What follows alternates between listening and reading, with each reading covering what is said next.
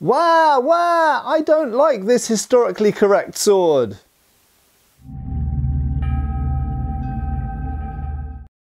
Hi folks, Matt Easton here, Schola Gladiatoria. So don't take this too seriously, don't take this to heart. But over the last several years, and a few times recently as well, I have noticed that some people analyse swords which are historical designs but replicas thereof, and they complain about aspects of the replica even though it's completely faithful to the original sword. So the one that came up recently, and this is no slight to the people doing the review, as it turns out, people reviewing this model of sword, in this case the windlass 1796, and you know, if we're reviewing something based on the quality of the steel or the heat treatment or the fit and finish, perfectly fine, no complaints. But when you start to venture into criticisms of the design of the sword, when it's literally just a replica of a historical original. So, for anyone who doesn't know, the 1796 light cavalry sabre that Windlass currently sell,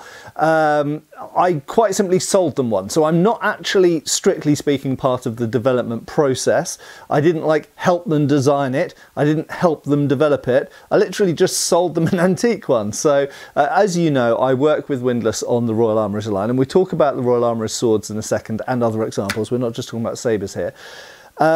But they literally, in conversation, they went, can you get hold of a 1796 light cavalry sabre? And I was like, hell yeah, that's my business. So I'm an antique dealer. I have had probably between 1 and 200, maybe more than 200, I don't know, original 1796 light cavalry sabres through my hands over the years. Loads and loads of them. And I've sold dozens and dozens, I don't know, maybe I've sold 100, 150, I don't know.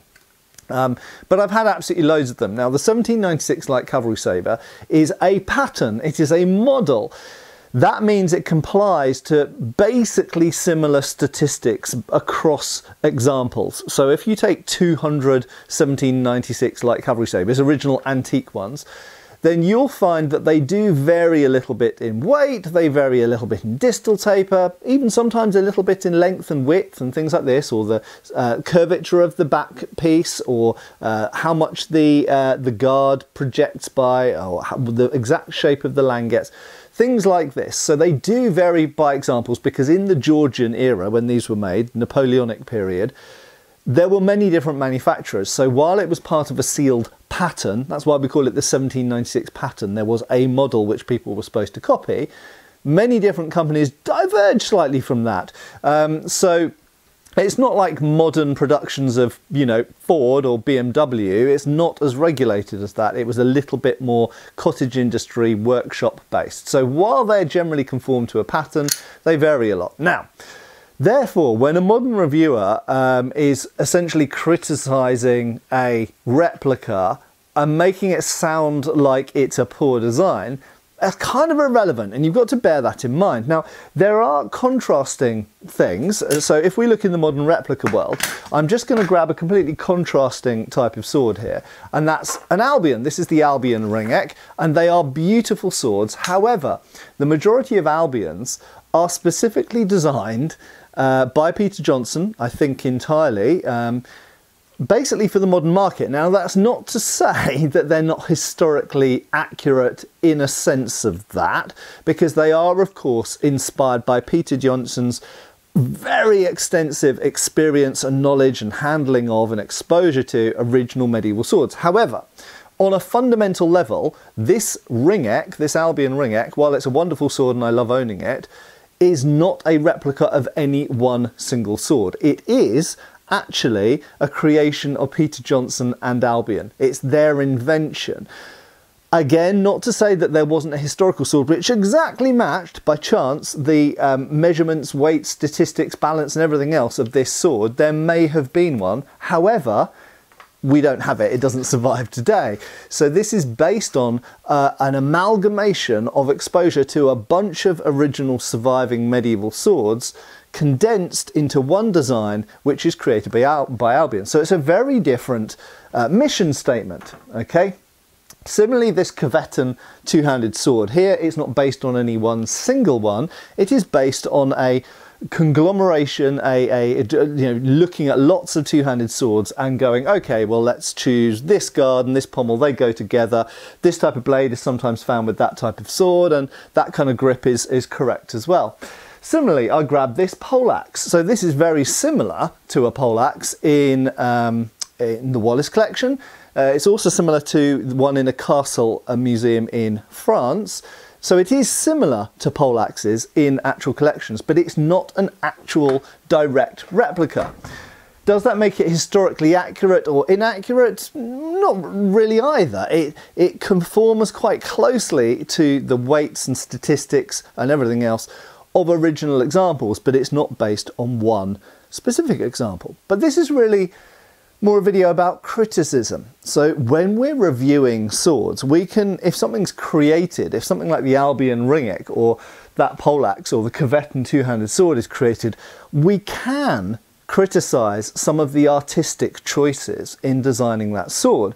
However, with something like, pick up one of the windlass Royal Armourer's swords here from the first batch, the Type 14 arming sword, we can't really criticise the design of this in the modern replica. You could possibly say, well, I don't think that that person in the 14th century made the right decision with that pommel. And you might even say, I don't like that pommel. But what you have to absolutely concede is that this is a really quite faithful replica, more than any other company I've ever seen, of the sword in the Royal Armouries. Because you know who took the measurements of it? It was me. I've got all of the measurements. I weighed it, I balanced it, I took tons of photos. And this is the closest replica you can get to that Type 14 sword in the Royal Armouries. So whether you like the sword or not is one thing. That's your choice. That's down to you. Whether you necessarily think Windlass or even me did a good job of it, you could criticise the grinds or the sharpening or the polish or the handle construction, the quality of the leather. You can criticise all of these things. That's absolutely fine. I'm not saying otherwise. However, if you're reviewing a modern replica like this, what you can't really criticise is the design of the sword from a historical point of view, because it is absolutely a faithful replica of, or very, very like 98, 99% faithful replica of the one in the Royal Armouries. And of course that's also true of the 1796 light cavalry sabre here. This is literally copied from an antique example. And I mentioned variations. I actually selected an antique example which was pretty average. It wasn't a particularly heavy one or a particularly light one. It was a completely average one, and in fact Nick Thomas did a very good video when this was first released talking about this. And Nick, like me, has been subjected to a whole bunch of the originals, and he confirms it's very close to the originals. Now, funnily enough, I have also seen criticism. So here's another one of the Royal Armouries swords.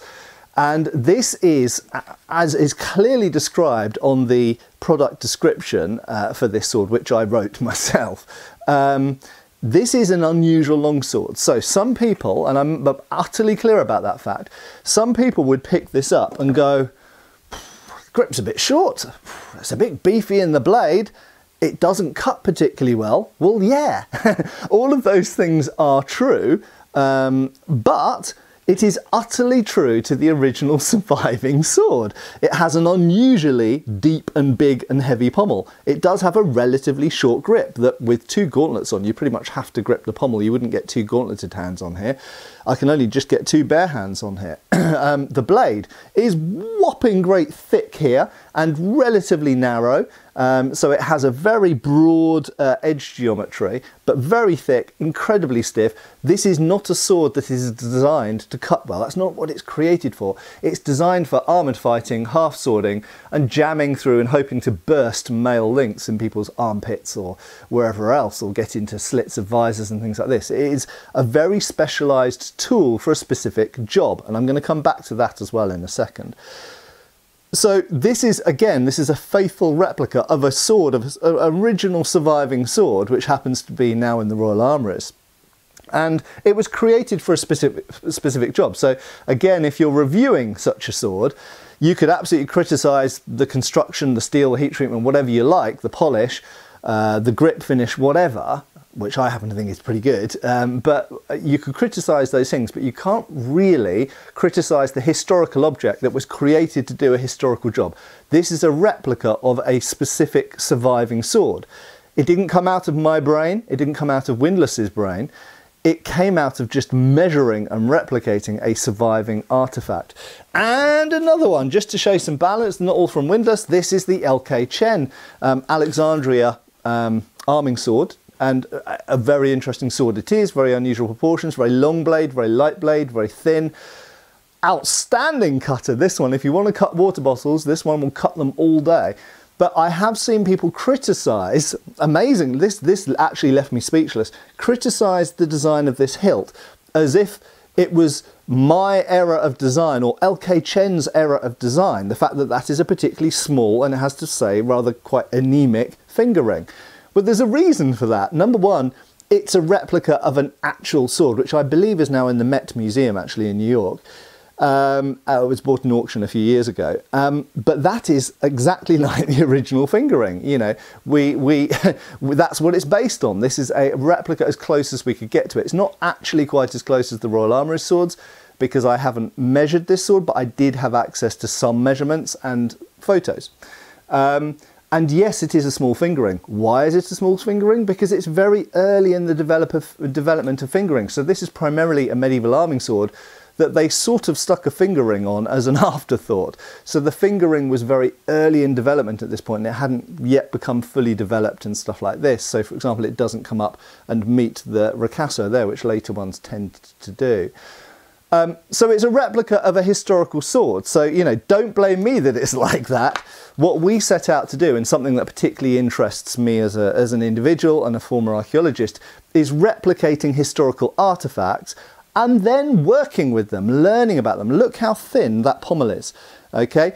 That is quite specific to this sword, and it's got a slight bevel to it as well, again, true to the original sword. So most replica makers who just look at a picture of a medieval sword and make it up out of their heads wouldn't make the pommel that thin and flat. It's quite unusual.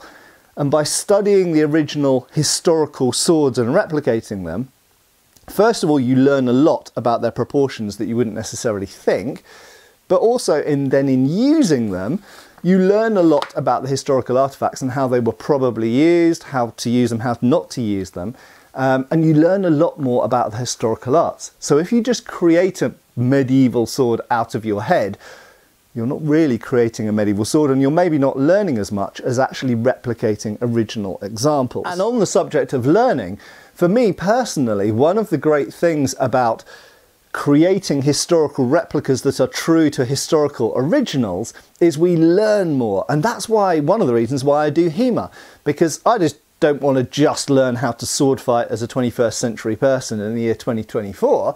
I want to learn how they sword fought, is that even a word? How they fenced, how they fought in historical periods. And to do that, we often have to use historical tools. I've just been giving some examples here of sharp replicas, but here is a blade from the Coveton Mark III Easton, which I developed with Coveton, and the blade on this, and in fact the overall weight and balance, is very, very closely based on the British 1864 so-called gymnasium or practice sabre.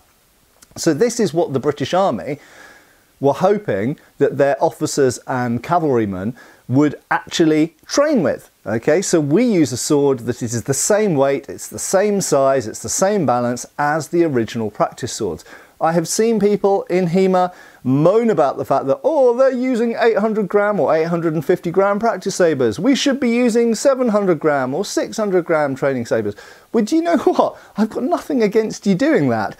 Use lighter replicas if you want to. It makes no difference to me whatsoever, but we set out to make a replica of a British Army practice sabre, and that's what we did, and that's what we use.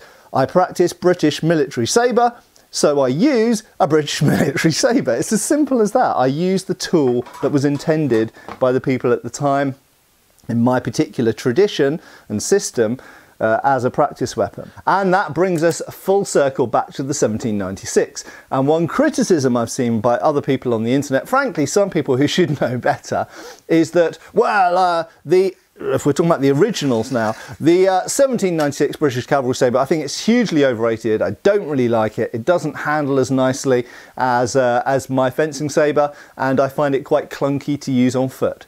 Well, duh, it's a cavalry sabre, okay? This is the 1796 pattern light cavalry sabre. It was hugely popular. It was copied by the Prussians, it was copied by various other German states.